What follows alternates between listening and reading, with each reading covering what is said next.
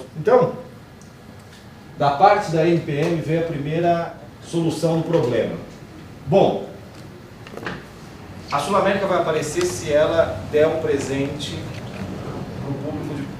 para o público paulistano. Para você dar um presente, você tem que saber qual é a necessidade dessa pessoa. E o grande problema chegou-se à conclusão que era o trânsito. Então, como fazer isso? Por que não?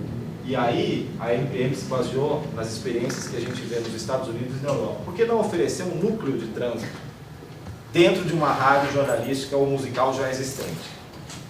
Esse núcleo de trânsito dentro de uma rádio jornalística ou musical já existente evoluiu para uma rádio, que seria informativa e musical.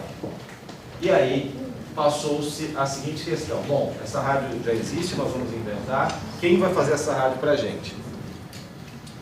E é difícil contar porque é difícil de acreditar, né? Mas foi uma coisa de boteca, boteco mesmo, e tal, que fez com que a NPM soubesse do projeto da Bandeirantes e passasse para a Sul América. E aí no boteco foram N reuniões, até o momento em que se assinou o contrato. E eu comecei a pensar como seria essa rádio, qual seria a necessidade de repórteres, qual seria o espaço para as entrevistas, qual seria o espaço para os ouvintes, que tipo de programação musical deveria ter. Eu não sei o público, qual seria o público dessa rádio? Seria, essa rádio tinha que ter programação musical universal, mas ela tinha que tocar uma música que não agredisse ao fã de heavy metal nem ao fã de pagode. Foi muito difícil fazer isso. A gente precisava juntar tudo isso, uma programação jornalística que atendesse às necessidades do nosso ouvinte, um playlist que fosse agradável, uma plástica que fosse amigável, que não fosse agressiva, porque o assunto já é pesado e agressivo, uma estrutura de trabalho, inclusive física, que a gente não tinha, e uma equipe de jornalismo, uma equipe técnica e uma equipe comercial. Qual era o nosso objetivo? E aí a gente descobre a palavra-chave da história. Reduzir o tempo de percurso informando antecipadamente quais rotas estão congestionadas e quais as alternativas. Até então, se você ouvisse uma rádio, mesmo que fosse jornalística, a rádio falaria que a Paulista, ou que a Rebouças, a parada de tal ponto no sentido tal, mas a rádio não dizia para você, vá pela 9 de julho, porque a 9 de julho está boa. E daí veio o slogan, Rádio Sul América Trânsito, ajudando você a enfrentar o trânsito de São Paulo. A ideia era não tirar você do congestionamento primordialmente, era não deixar que você chegasse ao congestionamento. Quando eu falei das pessoas, basicamente o que a gente precisava?